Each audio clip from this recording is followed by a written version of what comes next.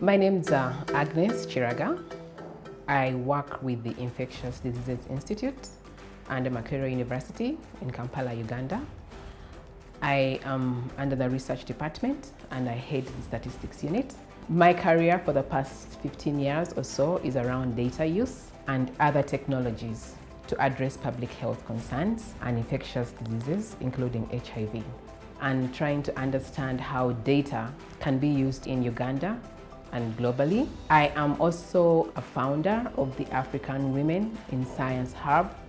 This is a newly founded non-governmental organization towards empowering young girls to take on sciences, STEM-based sciences, technology, engineering, and math. And my passion is to see very many African girls take on math, and also to find a way in which women in science can be empowered to advance their careers. So my interest in data has led me towards analyzing the situation of COVID-19 in the country. As we know, COVID-19 has devastated major parts of the world with about 65 million cases globally, and 1.5 persons have succumbed to COVID-19. Uganda is not any different. We have about 21,000 cases diagnosed so far, and slightly over 200 persons have died. And because of the government's endeavors to reduce COVID-19, there were many measures put in place to curb the epidemic. What we didn't know is how the public responded to these measures. How did they feel about them? What were their sentiments towards some of these measures? So this led me to analyzing a readily available data source, which is part of the social media platform, and this is Twitter.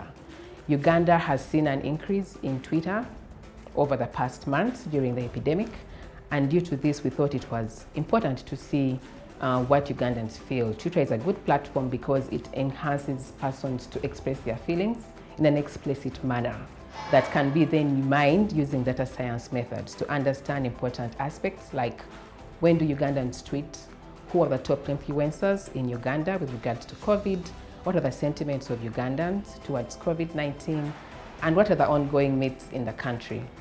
So what we found was about between March and October, there were over 150,000 tweets that we generated, and from about close to 100,000 accounts.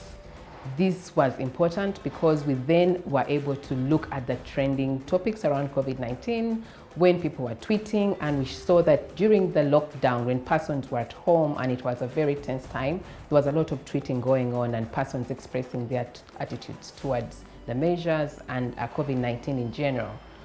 When the country lifted the measures around July, we saw a huge reduction, about 50% reduction in tweets. This is the very time when the country was experiencing and is still experiencing high level of community transmission.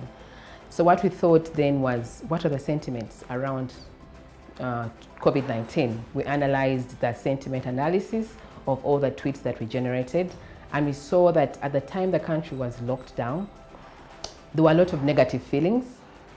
And as the country moved to opening several mitigation measures like public transport being opened, arcades and shopping malls being lifted up, the sentiments became more positive. So clearly, through tweets, you can tell the attitudes of persons towards COVID-19 measures.